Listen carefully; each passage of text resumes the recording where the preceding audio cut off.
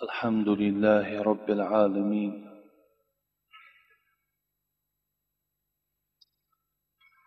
الذي بعث في الأميين رسولا منهم يتلو عليهم آياته ويزكيهم ويعلمهم الكتاب والحكمة وإن كانوا من قبل لفي ضلال مبين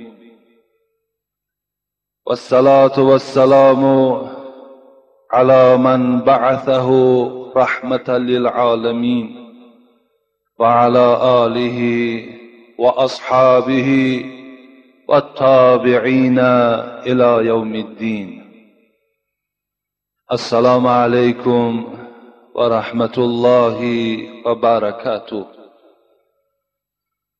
اولا همه شما پدرای گرامی، برادران عزیز و دادران عزیز و تمام آن نفرهایی که در این اطراف صدای ما را میشنوند و به همه آن مهمانهایی که از راههای دور در این مسجد ما و شما مهمان هستند، اولا همه اینها را خوش آمدید میگوییم و بعدا همه شما را به این روزی جمعه که در منزلت و در قدر و در ثواب از عید رمضان و قربان دیده زیادتر است، شما را تبریک و تهنیت میگویم. و امروز موعظه‌ای که ما و شما داریم، درسی که امروز در یک ساعت بین ما و شما وجود دارد، این دوام جمعه پیشینه در باب کبر هست. پیش از آنه که این صحبت باز آغاز کنیم، حبیب خدا فرمودند: قال رسول الله صلی الله علیه و سلم: من لم یدع الله غضب علیه. هر کسی که اگر از پروردگار حاجت طلب نمی کند، هر کسی که اگر به سوی پروردگار خود دعا نمی کند، خداوند میگوید با این گونه بنده ها من غضب میکنم. از این خاطر برای ما بیدار کردن غضب پروردگار حاجت نیست و باید پناه طلب کنیم که غضب الهی به سوی ما و شما کشاده نشود، بلکه دائم ما و شما در رحمت او غوطیده باشیم. از این خاطر یک دعایی که به صحابه پیغمبر خدا، یکی اصحاب او، یکی با همنشین خود تعلیم داده بود، میخواهم از این تعلیمات پیغمبر خدا دعای خود شروع کنیم. یکی از صحابه های پیغمبر به نام ابن حمید بود. حضرت نزد حبیب خدا آمدن، گفتن: یا رسول الله، ای حبیب خدا، ای رحمت از برای عالمیان، ای کسی که در روز قیامت بجز تو دیگر جلوه ندارد، علمنی دعاء، یک دعای برای من تعلیم بده تا که این دعای تو را من برای خود وظیفه قرار دهم و دائما چه در معرکه توی باشم، چه در معرکه خیر احسان باشم، چه در تنهایی باشم، چه در هر حالتی که باشم، این دعایی که بر من تعلیم دهی همین دعا را من انجام دهم. قل اللهم انی اعوذ بک من شر سمعی و من شر بصری و من شر لسانی و من شر قلبی و من شر منی. پیغمبر خدا تعلیمش دادن که ای ابن حمید، دعا گفت برای تو این است که به سوی پروردگارت پناه طلب کن از بدی گوش، از بدی چشم، از بدی زبان، از بدی دل، از بدی منی. انشاءالله من این دعا را پیش از آغاز صحبت مفصلتر برای شما بیان میکنم.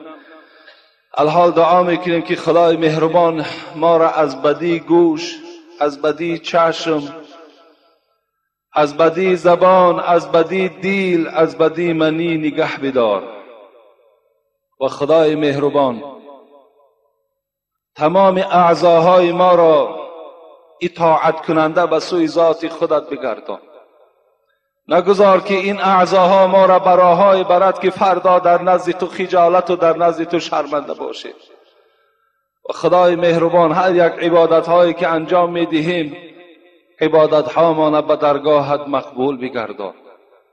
و خدای مهربان سفر همه ما را از این دنیای فانی و دنیای باقی با نور ایمان موفق بگردان.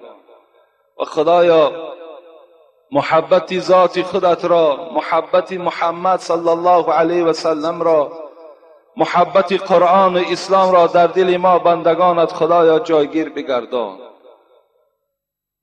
و خدایا هر قدم هایی که برای ادای این نماز جمعه زدیم گذاشتیم، خدایا در هر قدم های ما حسنات کتابت کو و گناه های ما را خدایا مغفرت بگردان.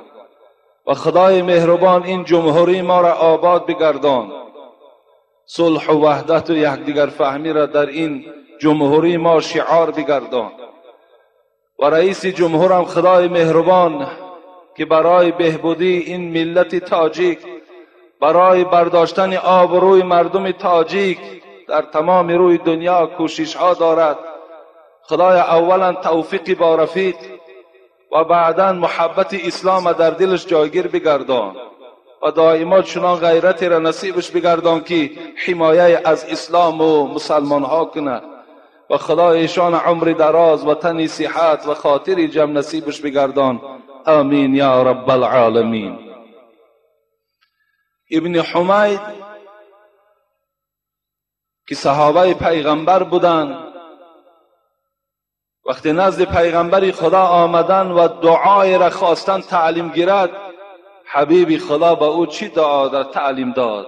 بگو که خدایا پناه به سوی تو طلب میکنم از بدی گوش، از بدی چشم، از بدی زبان، از بدی دل، از بدی منی.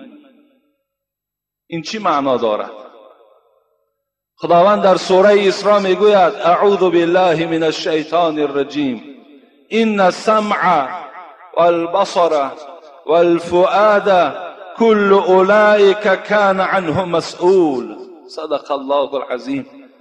خداوند میگوید ای محمد صلی الله علیه و سلم به تمام بندگان من، به تمام امتان خود خبر بده که این گوش ها، این دست ها، این پای ها، این دل ها و این زبان ها و این چشم ها روز قیامت خود صحبت میکنند، خود به سخن می آیند. هر کدام این در روز قیامت پرسیده می شود که صاحب تو با تو چگونه معامله کرد. یا مفسرها گفتن از گوش و چشم و زبان و اعضاهای شما می پرسند آیا چی شنیدی و چرا شنیدی؟ آیا چی دیدی و چرا دیدی؟ آیا کجا قدم زدی رفتی و برای چی رفتی؟ هر یک اعضا روز قیامت اگر شما برای باوری کامل حاصل کردن، اگر در آیت 65 سوره یاسین هم نظر کنید خدا چی میگوید؟ استعیذ بالله الیوم نختم علی افواههم و تکلمون ایدیهم و تشهد ارجلهم بما كانوا یکسبون. روز قیامت وقتی شما دوباره زنده میشه پدرای عزیز، خداوند میگوید بر این دهنهای شما من مهر میزنم، این دستهای شما و پایهای شما همه در صحبت می‌درآیند. اینها از تجربه و از تاریخ حیاتی تو در نزد من حکایه میکنند، خبر میدهند. این است که خدا رحمت و مغفرت کند حضرت داوود علیه السلام را که حضرت در مناجاتش چی گفت؟ گفت پروردگارا اگر این پایهای من به غیر آن راههایی که رضاگی تو در اون نباشد و مبادای قدم زد، اگر این پایهای من در معرکه های رفت که در اون غضب تو باشد، اگر این پایهای من در دکان درآمد که در اون دکان حرام کرده های تو فروخته می شود، فکسی رجلیه، خدایا دعا میکنم که پایهای مرا بشکن. اون حضرت ها این گونه دعا میکردن، زیرا میدانستند این پایها در روز قیامت در صحبت میدرویند. اینها اخبارات میدهند از حیاتی که ما و شما گذرانیدیم. حضرت مولوی جنونی را خدا رحمت کند، و حضرت میگوید ز غیر ذکر ایزید گوش کربه.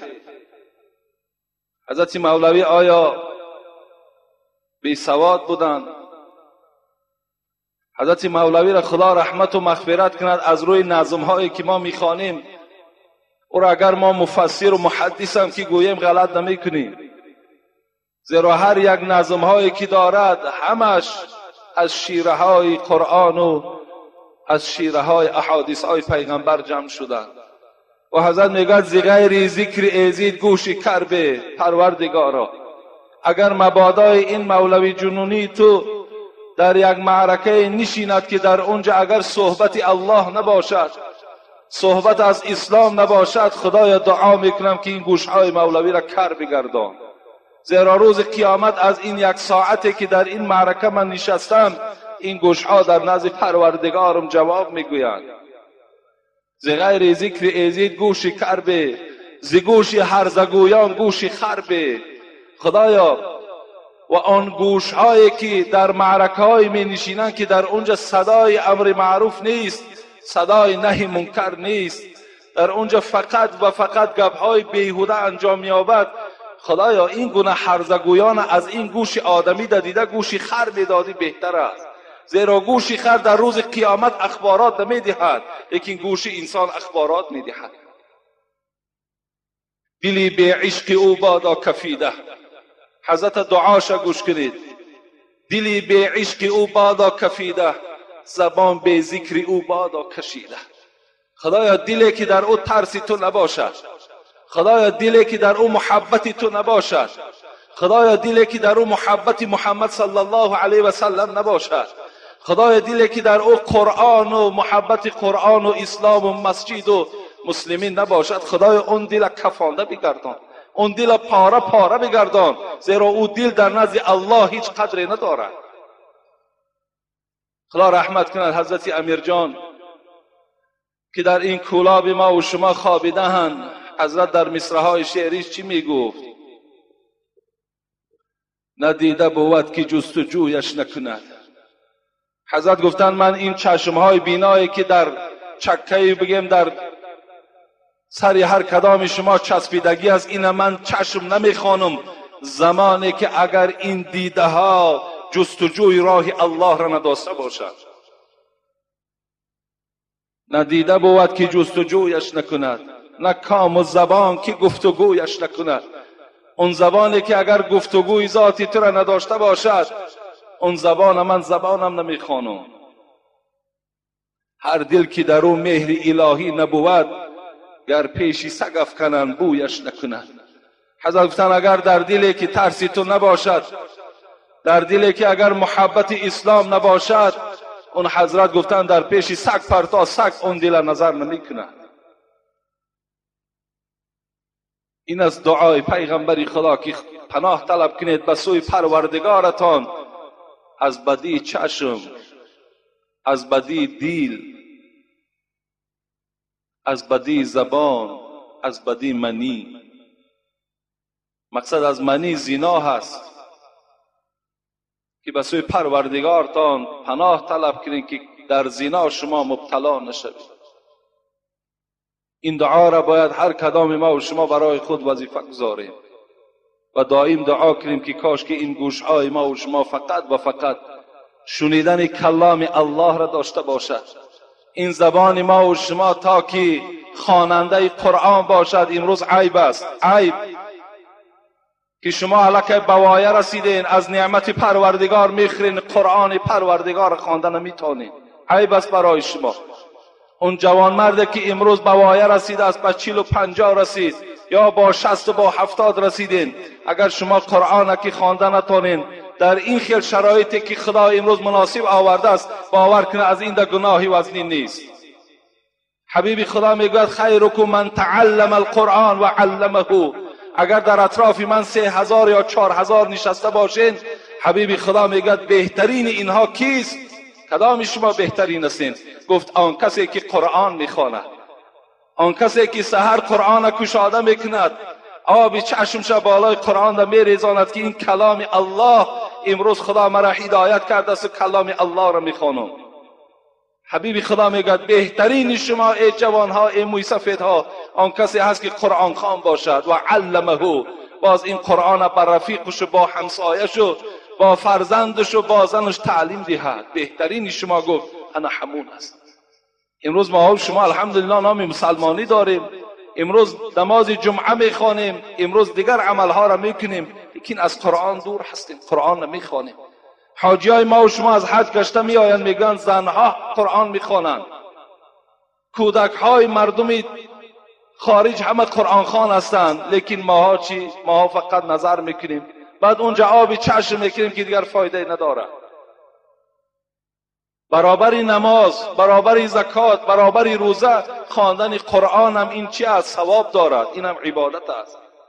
پیغمبر خدا میگوید مثل المؤمن یقرأ القرآن مثل الاترجة ریحها طیب و طعمها طیب و مثل المؤمن الذي لا يقرأ القرآن مثل التمرة لا ریح لها و طعمه حلو. پیغمبر خدا مؤمنها را دو صنف کردند، یعنی شما را به دو صنف تقسیم کردند. گوییم که به سارت یکم و به سارت دویم تقسیم تان کرد. آیا شما نمیخواهید که در سارت اول باشید؟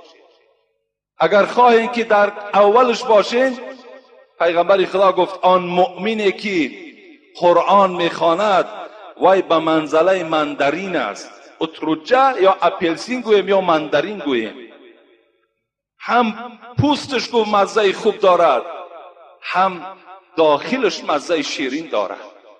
لیکن مؤمنی که نام مؤمنی دارد، یعنی مسلمان است، 5 وقت نماز میخواند، روزه میگیرد، مسجد میآید، فقط از خواندن قرآن محروم است، او به منزله خرما هست. گفت فقط مزه شیرین دارد لیکن بوی خوب ندارد.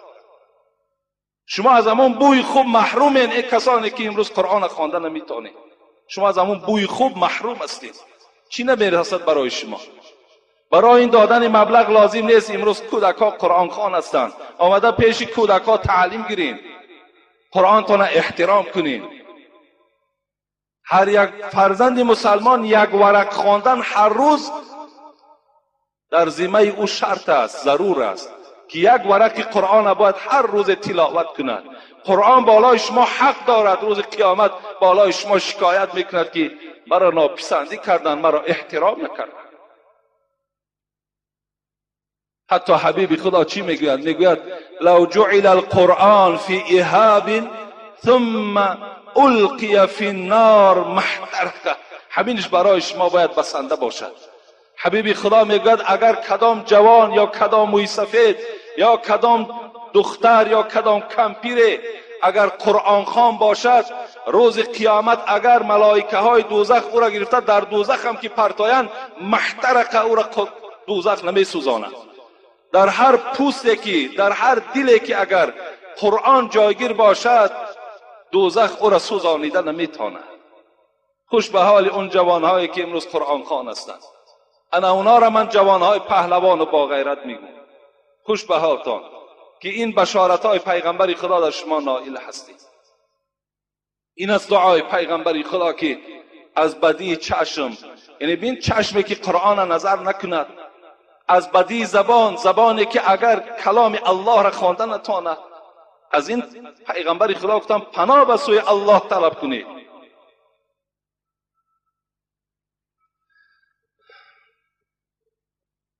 موعظه ای که امروز برای شما آماده کردیم، چگونه ای که رسانیدم، دوامی جمعه پیشین موضوع کبر هست. کبر این خود یک بیماری خیلی وزنینی هست که وقتی انسان در کبر یا در حسد گرفتار می شود، عاقبت صاحبش هلاک میکند. یعنی این چنان بیماری هست که تبابت شونده هست. یعنی تبابت می شود وقتی انسان اگر از این کبر و از حسد چیکار کند؟ توبه به سوی الله کند، دیگر به عملهایی که کبرانه هستند اگر چنگ نزند، انشاءالله وی از این بیماری شفا می‌یابد.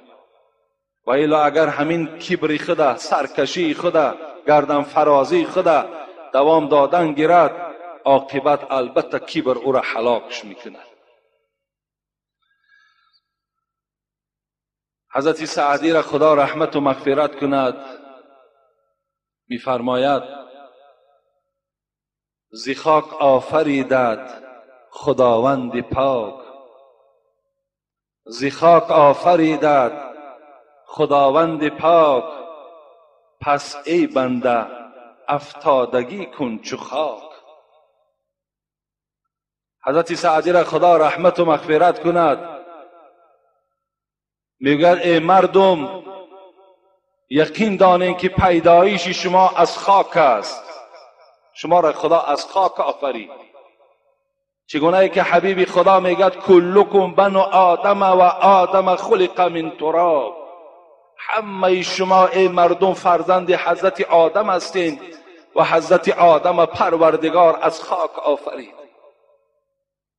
در آیات های قرآن خداوند میگوید منها خلقناکم و فیها نوعدکم و منها نخرجکم تارة اخرى. از همین خاک شما را آفریدیم، از همین خاک شما را پیدا کردیم. باز یقین دارید که بازگشتان به سوی خاک است، یعنی به سوی قبر است. و باز یقین دارید که دوم باره شما زنده میشوید در روز قیامت.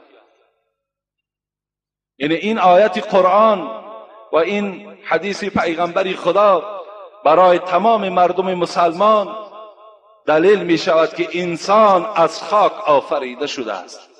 اگرچند که یک زمان بالای ما و شما بود که ما و شما را چنان تعلیم نادرست میدادند که انسان از میمون تولد شده است، لیکن مادامی که عقیده نادرست بود، مادامی که عقیده باطل که بود، خداوند چی گفت؟ جاء الحق و زهق الباطل ان الباطل کان زهوقا. و تمام مردم اعلان کو که پروردگار میگوید وقتی حقیقت که آمد باطل ها همه نابود می شود، باطل ها همه پراکنده می شود. و کان الباطل زهوقا، همیشه باطل ناپدید می شود، باطل هیچگاه باقی نمی ماند. در صحیح بخاری و صحیح مسلم روایت عبدالله ابن مسعود است، میگوید وقتی پیغمبر خدا از مدینه آمدن مکه را فتح کردند، مکه را گرفتند، یعنی غلبه به دست مسلمان ها شد. حبیب خدا در دستش یک عصا داشت میگد و در اطراف خانه کعبه 360 بود قائم بود، 360 بود قائم بود. هیکل هایی که امروز در بعضی از موضع های جای ما و شما وجود دارد، همون هیکل ها که مردم مشرک و غافل اون زمان همونها را خدا گفته عبادت میکردند. امروز بعضی از جوانای ما و شما هم روزی توی رفته پیش همون هیکل ها را تعظیم میکنند. همون زمان ها هم این گونه عبادت ها وجود داشت. حبیب خدا میگه یک هر کدام همون بت ها را با تیاقش میزد و همین آیت هم میخوان جاء الحق و زهق الباطل ان الباطل کان زهوقا. محمد همراه قرآن آمد. باز محمد از مکه بیرون کرده بودین، محمد قبول نکردین دینشه. امروز غلبه و نصرت نصیب مسلمان ها شد. امروز باز قرآن در روی دنیا حکمران می شود. ای بت ها شما باطل بودین، الحال شکسته می شوید. حق آمد. وقتی که حقی آمد هر یک چیزی که باطل است نابود می شود. این عقیده ای که انسان از میمون بود، از این در باطل ترین سخن وجود نداشت، زیرا که این ضد آیت قرآن و ضد احادیث های پیغمبری خداست. اینم با نابود شد، پدید شد، ناپدید شد. حضرت سعدی همین هم میگوید ای انسان ها شما را خدا از خاک آفرید، پس افتادگی کن چو خاک، مثل خاک افتاده باش، مثل خاک نرم باش، مثل خاک آرام باش. ز خاک آفریدت خداوند پاک، پس ای بنده افتادگی کن چو خاک. حریص و جهانسوز و سرکش مباش، ز خاک آفریده چو آتش مباش. تو خصلت حریصی و خصلت جهانسوزی و خصلت تکبری را در خودت راه نده، زیرا خدا تو را از خاک آفرید، تو را از آتش نه آفرید کو. این خصلت های جهانسوزی و گردن بلندی خصلت آتش است، خصلت علاو است. این خصلت انسان نیست، زیرا انسان خدا از خاک آفرید کو. چو گردن کشید آتشی حولناک، و بیچارگی تن به انداخت خاک. حضرت سعدی میگوید وقتی که خداوند خاک که آفرید، خاک همون خیلی آرام بود. چگونه که در رفتی سخنهای ما و شما میگیم بسیار انسان خاکسار است، یعنی بسیار خاک، بسیار یک وقتی آفریدش پروردگار هیچ گردن فرازی نداشت، همون نرمی خودش قطعی قائم شد ایستاد. لیکن وقتی آتش خدا آفرید در حال علنگه زد، در حال گردن بلندی کرد. حضرت سعدی در آخر چی گفتند؟ چونان گردن کشید این کمی، از آن دیو کردن از این آدمی. وقتی که آتش که گردن فرازی کرد، وقتی کبر کرد، وقتی سرکشی کرد، وقتی که خود برتری کرد، خداوند از این آتش شیطان آفرید. و خاک بسیار نرمی داشت، رفقی داشت. خداوند این بهترین مخلوق که انسان از خدا از خاک آفریدش. از این خاطر انسان باید چی باشد؟ مثل خاک باشد، کبر نداشته باشد، گردن بلندی نداشته باشد، زیرا کبر، عظمت فقط لایق پروردگار است.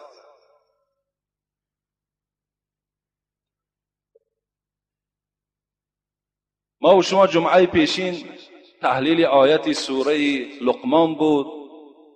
در جای رسیدیم که اعوذ بالله من الشیطان الرجیم ولا تسعر خدك للناس ولا تمشي في الارض مرحا ان الله لا يحب كل مختال فخور.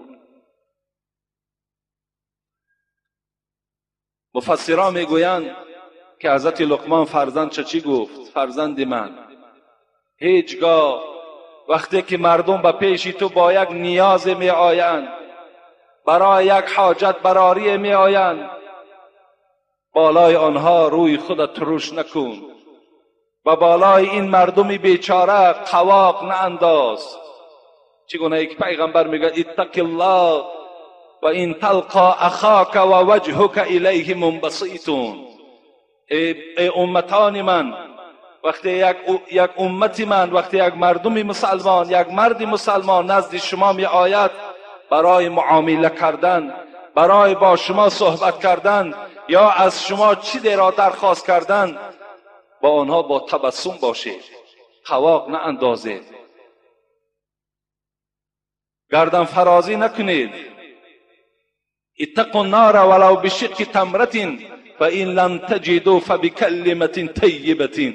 پیغمبر خدا گفت اگر اون قدر تو را خدا بی غیرت هم کرده باشد که نیاز این بنده خدا را نبرآوردی، تو را خداوند این قدر غیرت از دست گرفته باشد که مرادهای او را حاصل نکردی، یعنی آن چیزی که وی میخواست، فبکلمة طیبة، با او صحبتی خوب کن.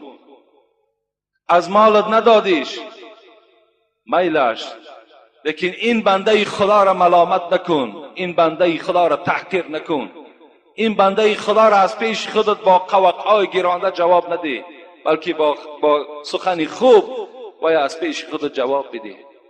مفسرها دیگر زیلم تفسیر کردن، گفتن ولا تسعر خدک للناس، معناش این هم هست که اگر نام یک انسان پیش تو گرفتن، نگو که وای کیست خودش، ای کی از خودش.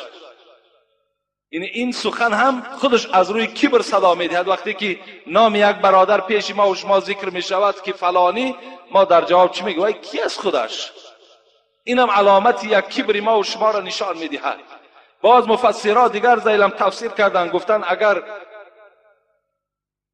مبادا یک انسان پیش شما برای عرض دل می آید، تا آخر و یک گوش اندازین، از وی روی نگردانین، تا آخر صحبت و یک گوش اندازین که وی چی میگوید، وی چی میخواهد.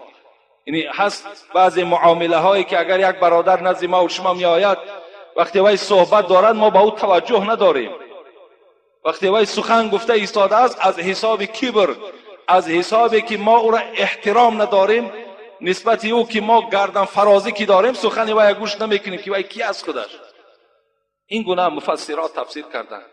لکن هر یک ملای نباشد. امروز در ملاها هم همین کبر وجود دارد، در کارگرهای دولتی هم وجود دارد از حساب فرزنداشون.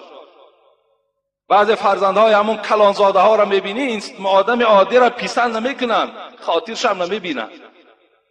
برای چی؟ برای پدر من فلانی است، پدر من پولدار است، مالدار است. اون مال و ملکت باور کن به خدا قسم از سر پدرتم از سر خودم سبیل میماند. لکن در نزد خدا جواب میگوی برای این کبر، زیرا خداوند تکبر دوست نمیدارد. ان الله لا يحب المستكبرین. خدا میگوید من ذاتی هستم که هیچگاه متکبر دوست نمیدارم. در ملاها و در ایشانها و در شیخها و وجود دارد که من فلانی زاده هستم گفته. دیگر این آدمهایی که ایشان زاده و شیخ زاده نیستن، اینا را یک آدم عادی میشمارند، میگن شما تاجیک هستین، ما عرب هستیم. یک آدم عادی میشمارند، میگن شما تاجیک هستین، ما عرب هستیم. حتی اینم باور که این سخنها را از زبان اینا میشنوید که ما عرب هستیم، شما تاجیک هستین. اگر این گونه شیخ‌ها را باور که من دشمن اونها هستم، این گونه صوفی‌ها را من دشمن اونها هستم. زیرا خدا رحمت کند محمد اقبال لاهوری را حضرت میگد بیا ای بی ادب خود را ادب کن. ای شیخ، ای صوفیه که امروز خودت از مردم برتر میشماری، یا ای ملایی که امروز به مردم پسند نمیکنی به خاطر یک جزء از علم خدا را تر خدا نصیب کرده است. و چی میگوید؟ بیا ای بی ادب خود را ادب کن. تو بی ادب هستی میگوید. بیا درس ادب خوان. مسلمان زاده ترکی نسب کن. اگر تو مسلمان زاده باشی این نسب تا ترک کن. من بچه فلانی هستم و من علم فلانی هستم، من شیخ زاده و ایشان زاده هستم. اینا علامت کبر هستند. مسلمان زاده ترکی نسب کن. بلونی احمر و خون و رگ و پوست عرب نازد اگر ترکی عرب کن. حضرت گفتن اگر همین عرب ها گویان که ما قوم عرب هستیم، قوم قریش هستیم، از اولادای پیغمبر هستیم، با این نسبشون اگر افتخار کنن، ترکشون کنن که اونا جاهل هستند. زیرا اسود از توحید احمر می شود، خیش فاروق و ابوذر می شود. حضرت محمد اقبال لاهوری گفتن اسود از توحید احمر می شود. اگر سیاه پوست هم خدا ترس باشد، اگر آدم عادی هم از خدا می ترسیدگی باشد، وای به سوی پروردگارش قدر قیمت پیدا میکند. از روی عبادتش خیش فاروق و ابوذر می شود، وای خیش حضرت عمر می شود، خیش حضرت ابوذر غفاری می شود. امروز این کبر در اینها، در این دو صنف، هم صنف گویم کارگرها و هم صنف ملاها هم وجود دارد. انا حضرت همچنان هم تحلیل کردن که وقتی یک انسان پیش شما آمد و صحبت کرد، اونا تا آخر گوش اندازین که وای چی میگوید. زیرا تو نمیدانی که همون انسانی را که تو پسند نداری، خاطرش نمیبینی، انسانش نمیشماری، نمیدانی که خاتمه وای چگونه انجام مییابد، خاتمه تو چگونه انجام مییابد. آیا تو ایمانی به سلامت میبری یا او ایمانی به سلامت میبرد؟ کسی نمیداند. پیغمبر خدا میگوید فوالذی لا اله الا غیره، قسم بر آن خدایی که بجز آن پروردگار دیگر خدای نیست. ان احدکم لا يعمل بعمل اهل الجنه حتى ما يكون بينه وبينها الا الذراع فيسبق عليه الكتاب فيعمل بعمل اهل النار فيدخلوها. این حدیث صحیح پیغمبر است. و ان احدکم لا يعمل بعمل اهل النار حتى ما يكون بينه وبينها الا الذراع فيسبق عليه الكتاب فيعمل بعمل اهل الجنه فيدخلوها. این حدیث باید برای تمامی این دو صنف باید عبرت شود. پیغمبر خدا چی گفتند؟ قسم بر آن پروردگاری که جان محمد در دست اوست. پیغمبر تأکیداً خبر داده ایستاده است، با خدا قسم میگوید که یکی از شما عمل میکند عمل اهل جنت را، یعنی یک انسانی هست که شاهزاده است، شیخ زاده است، دام الله است، یا پدرش پولدار است، 5 وقت نمازخوان است، مسجد می آمدگی هست، عمل اهل جنت را دارد. پیغمبر خدا گفت چنان عملهای اسلامیش زیاد است که بین این انسان و بین جنت فقط 1 ذراع مانده است، یعنی 50 سانتی متر مانده است که وی وارد جنت شود. فیسبق علیه الکتاب، اینجا تقدیر گفت بیدار می شود. و این انسان چیکار میکنه؟ همین انسانی که اینقدر به عملهای خودش نازیده بود، این انسان میگوید خداوند با یک عملی دوزخی ها دست میزند و در جنت به او پوشیده میشود و وارد دوزخ میشود. 50 سانتی متر مانده بود که وی وارد جنت شود، 1 ذراع. و حبیب خدا در دوام چی گفتند؟ گفتند قسم بر آن پروردگاری که جان محمد در دست اوست، یک انسانی هست که عملهای دوزخی ها را میکند. این حدیثی صحیح است، این یگان افسانه نیست. عمل دوزخی ها را میکند، بین او و بین دوزخ فقط همون 50 سانتی متر مانده است. این زمان تقدیر کار خودش میکند. این انسان چیکار میکند؟ این انسان عملی اهل جنت در چنگ میزند و وارد جنت میشود. غافل مباش، مرکب مردان مرد را در سنگلاخ وسوسه پیها بریدند. غافل نشوید. هر یک اولیای میگه از دنیا به ایمان رفت که الحال من برای شما میگه نامش میگویم. هر یک اولیا، هر یک دانشمند از دنیا به ایمان رفتن از حساب همین کبرهایی که داشتن، از حساب همین سرکشی هایی که داشتن، از حساب همین که از خاتمه کارشان میترسیدن. حضرت مولوی را خدا رحمت کنه میگن مسلمان بودن تو کی به کار است، مسلمان مردن اینجا اعتبار است. اینجا مسلمان مردن اعتبار است. این مسلمانی تو میگه با چی کار می آید؟ مسلمان بودن تو کی به کار است؟ مسلمان مردن اینجا اعتبار است. عزیزانی که از گریه نیاسود، همه اندوه و خوف خاتمه بود. این دوستای خدا مفسر و محدث و 50,000 و 60,000 مرید داشتند، لیکن از خاتمه شان میترسیدند. آیا ایمان می برده باشیم یا نمی برده باشیم؟ از این می ترسیدن. با این قدر مفسر و محدث، با این قدر مسجد آباد کردن، با این قدر مریدهایی که داشتن، از خاتمه می ترسیدن. امروز باید این کسانی که پیشواها شدن، این کسانی که امروز تکبری دارن، باید از خاتمه فکر کنن. اون انسانی را که اینها پسند نمی کنن، اون انسانی را که احترام نمی کنن، چی می دانی که وای در نزد خدا قدر دارد یا قدر تو بلند است؟ غافل مشو، مرکب مردان مرد را در سنگلاخ وسوسه پیها بریدن. ناامید هم مباش که رندان بادنوش با یک خروش هم به منزل رسیده. ناامید نباش. میگد وحشی کی بود؟ وحشی حضرت امیر حمزه را قتل کرد، لیکن دم آخرش ایماندار رفت. مسیلمه کذاب کشت، یکی از کسانی را که دعوای پیغمبری کرد، و یک کشت و یک به ایمان رفت. حضرت عمر اول حیات چه نظر کن، آخری حیات چه نظر کن. اینا باید برای ما درس شود. در حیات القلوب یک قصه یادم آمد، کتاب فارسی ما و شماست، از شیخ برسیسا حکایت میکنه که شیخ برسیسا را میگوید خیلی عمر طولانی داشت، با یک روایت میگوید 400 سال عمر داشتند، یعنی امتهای پیشین بود. 60,000 مرید داشت میگوید. بسیار عابد بود، بسیار شیخ کلام بود. حتی میگوید چنان عبادت‌های داشت که فرشته‌های الله به سوی الله ذکر او را میکردند که پروردگارا چگونه یک بنده صالح داری. خداوند میگفت آن علمی را که من دارم شما نمیدانید، انا همین برسیسا از دنیا به ایمان میرود. همین برسیسایی که میبینید در عبادت او تعجب دارید، مفتون عبادت او شدید، انا همین برسیسا به ایمان میرود. فرشته ها گفتن پروردگارا آن چیزی را تو میدانی ما نمیدانیم.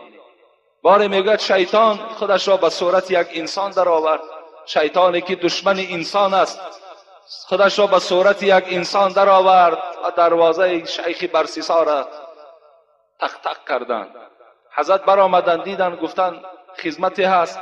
گو میخواهم که در همون عبادتگاهی که تو داری خدا را عبادت کنم. من تو را بسیار دوست می‌دارم، بسیار احترام میکنم، بسیار آدم مشهور و معروف هستی. شیخ برسیسا گفت مرحمت. گفت محراب خالی است، عبادت کن. 3 روز شیطان در این خانه برسیسا میگوید عبادت کردند. این قصه را من برای چی میارم؟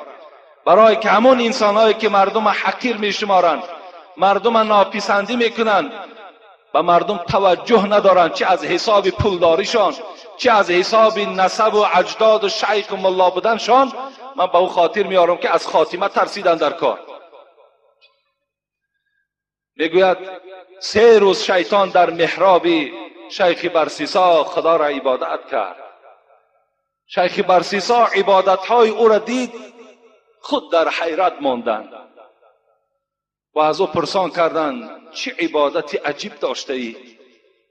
من اینقدر خدا را عبادت میکنم، لکن در یک عبادتی تو گفت عاجز آمدم. گفت در کدام عبادتم؟ گفت 3 روز تو نه آب خوردی و نه طعام خوردی. شیطان نمیخورد. گفت این کاری آسان است. گفت اگر خواهی گفت به این منزلت هم میرسی. گفت چیکار کنم؟ گفت من یک انسانی بودم، یک گناه وزنی کردم. شیطان گفت اون گناه را گفت به زبان آوردن در قدرت ندارم، لیکن یقین دان شیخ برسیسا هر گناهی که کنی خدا میبخشد تو را. خیلی که امروز شعار هست، همون جوانی تا به عشق و به لذت های دنیا گذران پیر کشیدی، بعد عبادت کردن میگیری.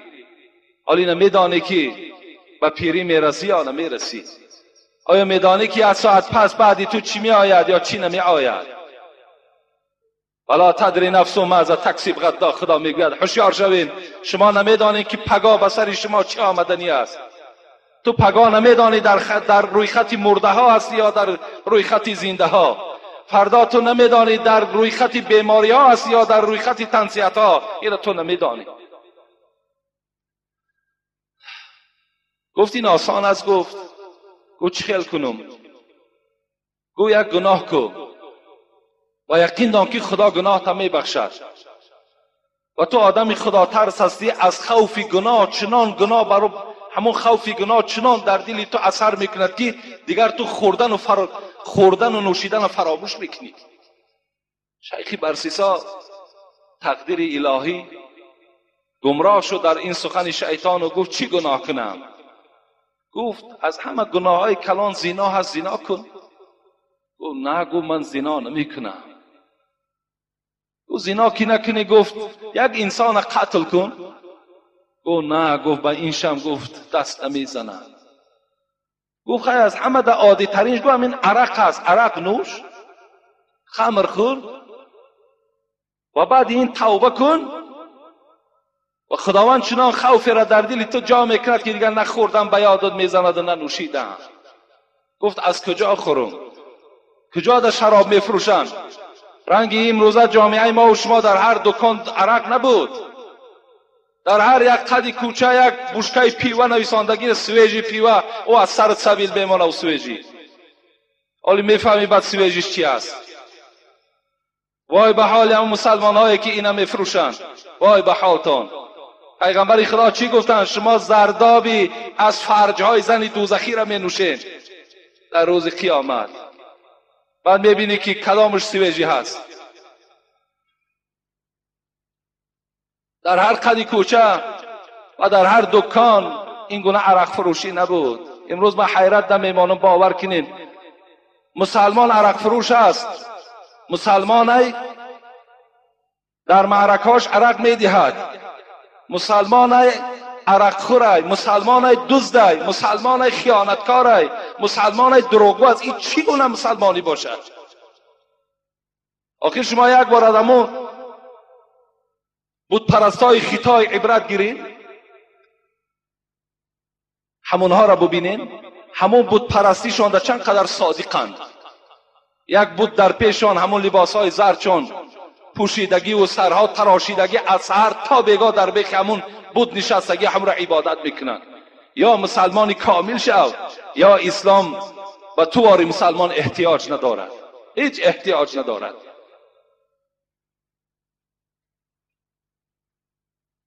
گفت از کجا نوشم؟ شیخ برسیسا گفتند. گفت به فلان قریه می روی، در فلان مکان گفت خمر وجود دارد. شیخ آمدن همون خانه در آمدن و عرق نوشیدند که مست شدند. وقتی کوچه بر آمدن نگاه کردن که یک زنی خیلی صاحب جمال دیدند، تیز از پی وی رفتند. این پیغمبر خدا بیهوده نگفتند که عرق مادر همه گناه هاست، همین عرق نوش دیگر در همه گناه ها آسان است در آمدن.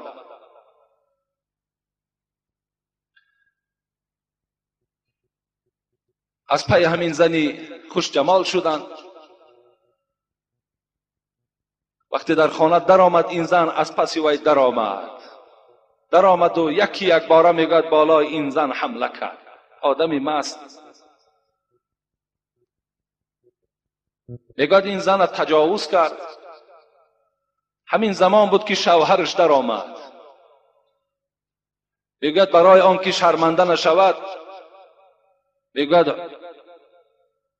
مشت میگوید در بالای سر این شوهر زن زد و او را در زمین افشانید و او را قتل کرد تا که آوازش نبراید. شیطان در حال میگوید نزد پادشاه آمد، خودش به صورت انسان در آورد و گفت میدانی در فلان خانه گفت فلانی گفت فلانی را هم زنا کرد، هم عرق نوشید، هم وی قتل کرد. گفت پادشاه در حال دستگیر کردند، شیخ آوردند. میگوید 80 تازیانه برای عرق زدن، 80 تازیانه دیگه برای زنا زدن و گفتن نزد دار بریم برای که انسان قتل کرده است اینا در دار آویزان کنی. وقتی نزد دار آوردن شیطان میگوید در حال نزد شیخ آمد. گفته شیخ گفت اینقدر سال عبادت کردی، 400 سال خدا تا عبادت کردی، اینقدر مریدها، چی خوش می شود که از زمین زیری دار تو را من خلاص گردانم. گو راه دارد؟ گفت بله. گو مرا یک سجده کن تمام، من تو را گفت از اینجا خلاص میکنم. گفت آخر گردن من بند دارد، چه خیلی من تو را سجده کنم؟ گفت با همین سرت اشاره کن قبول است. میگوید شیخ همین سرش اشاره کرد، شیطان عبادت کرد. شیطان گفت یقین دان ای شیخ من شیطان هستم، من دشمن تو و دشمن قرآن و دشمن الله هستم. میگوید از پیش اونا پدید شد و خداوند این شیخ هم میگوید در روز قیامت در زمره همون عرق نوشها در زیر بیرق همین برسیسا سر میبردارند. این از خاتمه یکی از دوستان خدا. باید انسان خاتمه را فقط انما الاعمال بخواتمها، حبیب خدا میگوید این از جز از این نیست که فقط خاتمه اعتبار است، نظر که خاتمه شما چگونه انجام می‌یابد. و این باید ما و شما ننازیم. باید که بهترین اخلاق ما و شما داشته باشیم، فعلهای پیغمبر را داشته باشیم. پیغمبر خدا را حدیثش روایت می شود که بال اعرابی فی المسجد، نرمی پیغمبر را تماشا کنین. از این نرمی پیغمبر باید ما و شما درس گیریم. جوانای عزیز باید مثل پیغمبر ما و شما اینقدر حسن خلق، اینقدر گفتار و رفتار خوب داشته باشید. نگاه کنین چی معامله میکند. همراه صحابه ها نشسته بود، ممکن مثل معرکه ما و شما بود. حبیب خدا بالای منبر بود و صحابه های او در اطرافش نشسته بودند. این زمان میگه یک اعرابی، یک کوهستانی درون مسجد در آمد. بالا به معنای پیشاب کرد. در آمد در داخل مسجد، در یک اطراف مسجد میگه همین اعرابی پیشاب کردن گرفت. فقام الناس الی لا یقع فی. پیغمبر خدا را حدیث روایت میکنن که صحابه ها غضبناک شدند، از جا خیستند، خواستند که این اعرابی را چیکار کنند؟ این اعرابی را اذیت دهند، عذاب دهند، لط کنند. پیش از این قصه را دوام دادن، در دوام صحبت یک چیزی دیگر یادم آمد. بسیاری از برادران ما و شما امروز وجود دارد که در راه ها ما و شما بینی می افشانیم، آبی دهان می پرتاییم، پیشاب می کنیم، حتی تا نجاست هم در راه ها، در راهی که مردم راه گذر است از مسلمان های ما و شما رخ می دهد. این عمل خیلی عملی زشت است، این عمل خیلی عملی نادرست است، طبیعت یک برادر تخیره کردن. پیغمبر خدا میگوید عرضت علی اعمال امتی حسنها و سیئها. من شب معراج در نزدم دو کتاب گذاشتن، یک کتاب نیکی ها و یک کتاب بدی ها، یک کتاب ثواب ها و یک کتاب گناه ها. فوجدت فی محاسن اعمالها العزا یمات عن الطریق ووجدت في مساوئ اعمالها النخاعة تكون في المسجد لا تدفن. رواه مسلم. پیغمبر خدا گفت وقتی من کتاب گناه ها را که کشادم، کدام گناه از عمد گناهی وزنین است، یافتم کسی که در مسجد آبی دهانش یعنی توف میکند و لیکن همون توفی کردگیش نمیپوشاند. یعنی اگر ما و شما در داخل مسجد از دهانمان آب رود یا اینکه از بینیمان آب رود، ما و شما میتونیم به همون دستمال ها و روی مالچه هایی که داریم اونا گیریم. اگر در بالای همون جای نماز پرتاییم که یک برادری ما و شما از او طبیعت خیره شود، یا با اون جوربه هایی که الحال در پای بعضی از شما وجود دارد که وقتی میگذاری و در جای پای تو دیگر سجده کردن میشود، اینا گفتن گناهی وزنین ترین انا همین در کتاب گناه ها یافتم. لیکن در کتاب ثواب چی را یافتم؟ ووجدت فی محاسن اعمالها العزا یمات عن الطریق. بهترین ثواب نه نماز ذکر کرد پیغمبر، نه زکات ذکر کرد، نه حج ذکر کرد، بلکه گفت که بهترین ثواب گفت در این یافتم که از قد راه انسان یک چیزی را که برای طبیعت برادر مؤمن خیره میکند، برای یک برادر مؤمنش آزار میدهد، از قد راه و بیره کردن. این یک تواضع ما را نشان میده. وقتی یک آب دهان میبینیم یا یک آب بینی را میبینیم یا یک نجاست بینیم، این خاکساری ما را نشان میده که یک مشت خاکگیر ما آورده در بالای وی پرتاییم تا که برادری که از پس من میآید طبیعتی وی خیره نشود. اینم تواضع است. این نشانه این است که تو کبر نداری، حتی با پا توانی همون آب دهان از آب بینی است با پایت همون را شکیده نابود کن که تا که یک برادر دیگر نبیند و طبیعتی وی خیره نشود. و یک کنندش که گناهگار است، لیکن کسی وی پاکیزه میکند، نابود میکند، وی در بهترین ثواب پیغمبر خدا وی شامل است. شیخ منصور مولوی جنی را خدا رحمت کند یک حکایه میکند، شاید به همین حکایه موضوع امروز ما انجام دهیم. در باب همین که از راه گذر، از قد راه آن چیزی را که ضرر است و یا می برداری که نشانه تواضع شما را نشان میدهد، میگوید پدر را یک شب او دید در خواب، پریشان حال بین جمع احباب. شیخ منصور وقتی پدرش میگوید با دستی خود برد در همون لحد گذاشت،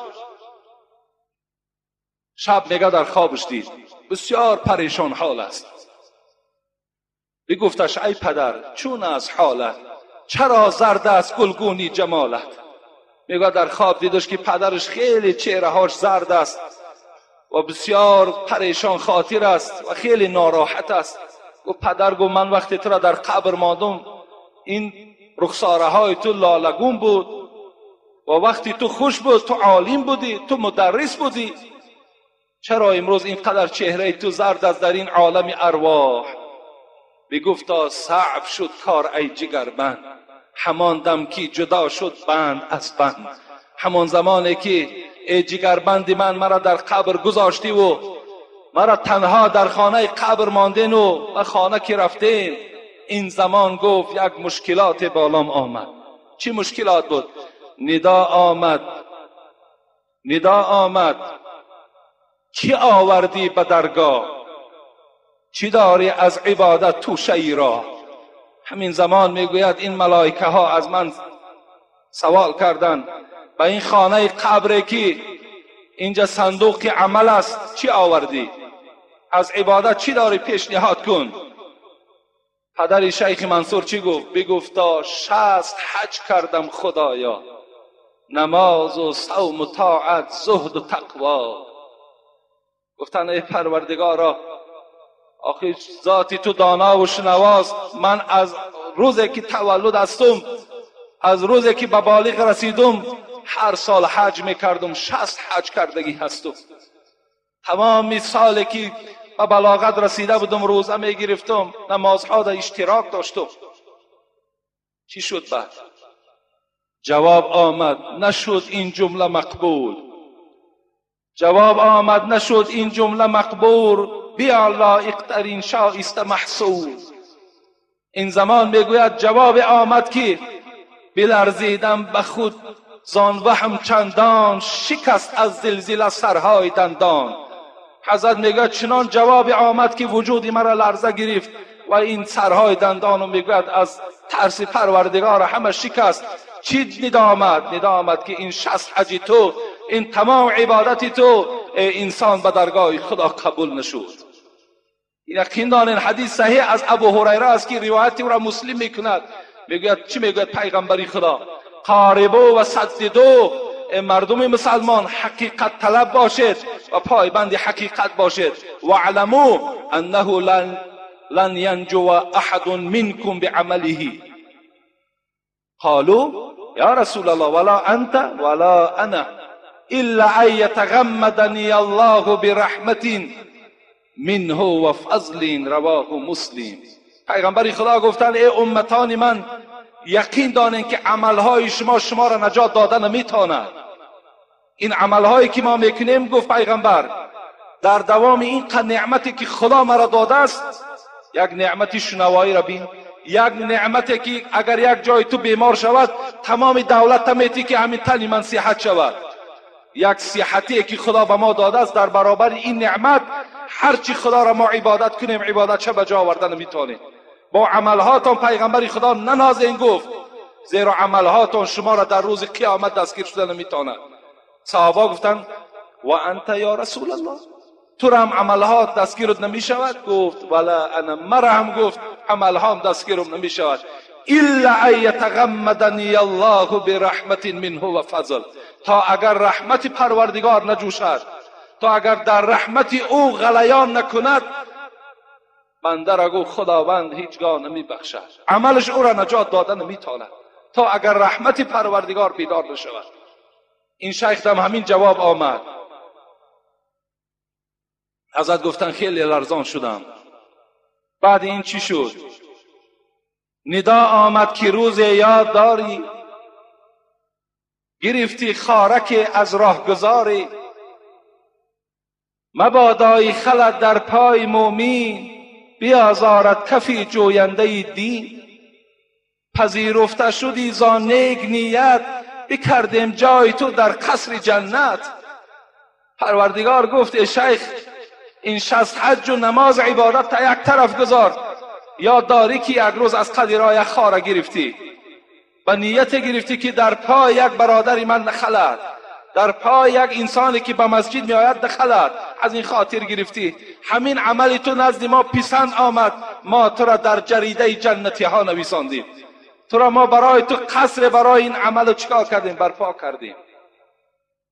این پیغمبر خدا چی گفتن؟ این انسان، این عربیه که در مسجد پیشاب کرد، گفت دعوه.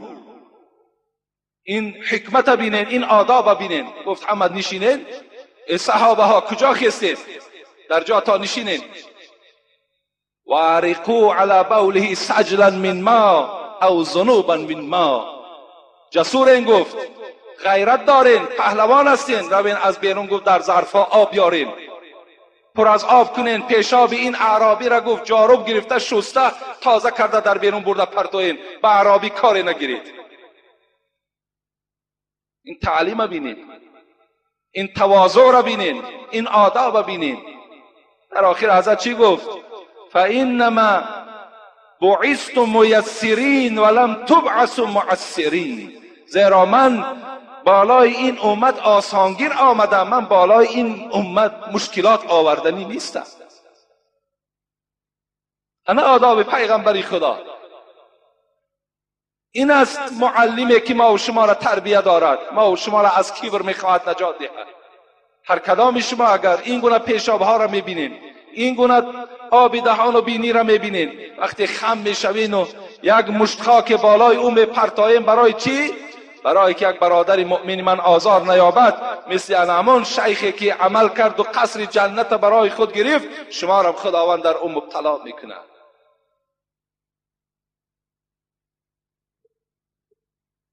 انشاءالله من این موعظه را انجام دادن نتوانستم. خدا خواسته باشد باز جمعه دیگر، من گفتم شاید در این جمعه تمام میکنم که تمام نشد. انشاءالله جمعه آینده هم یک ساعت دیگر در اطراف این صحبت میکنیم و بعدا خدا خواسته باشد باز سوال و جواب هایی که خیلی زیادن، باز با اونها انشاءالله ما و شما روبرو میشویم. اینجا یک چند برادرها مرا بسیار تعجیلا سوال دادن که جواب گوییم، زیرا این برادرها شهر روسیه می رفتند. السلام علیکم حاجی محترم، اولا خداوند عمر شما را دراز و پر برکات کند. من بررسی هفته پیش آمد سفر دارم، از شما خواهش و التجا دارم که در حق ما دعا کنید، بعدا با سوالهای من جواب پر را دهید. پدر من آدم دست با خیر و خیلی هم خاکسار بودند، در آخر عمر بیماری بسیار دراز مدت کشیدند. در جنازه از ملا امام شنیدیم که روز بیماری 40 روز گناه را پروردگار عفو میکند، یعنی 40 روزه بیماری هایی که باشد گناه های بنده را عفو میکند. شما در این خصوص چی میگویید؟ دوم، درباره گوشت خوک از ما نمیخوریم، همکارانمون از ما سوال میکنن چرا حرام است. شما چی میگویید با این سوال؟ با احترام یکی از برادران اهل اسلام، یعنی یکم بیماری ها البته این مغفرت گناه مسلمان می شود. اگر کدام ما و شما چند روزه که بیماری میکشیم تصور کنیم که خداوند در هر ساعت بیماریمان گناه های ما و شما را مغفرت میکند، این حق است. حتی اگر شما دائم مسجد می آمدگی باشید، یا اگر شما در ماه رمضان هم که بیمار شوید، خداوند شما را روزدار می نویسد، زیرا شما سالی که صحت و سلامت بودید روزه گرفته بودید. امسال این بیماری سبب شد و تو روزه نگرفتی، یا بیماری سبب شد و تو مسجد آمده نتوانستی، از این خاطر تو را خداوند در زمره مسجد می آمدگی ها می نویسد، در زمره روزدارها می نویسد. اگر سال حج باشد تو را حاجی می نویسد. به خاطر چی؟ به خاطر که این بنده من بیمار است، این حق است. و دوم، گوشت خوک این حرام است، همه مسلمان ها این معلوم است. یعنی چرا حرام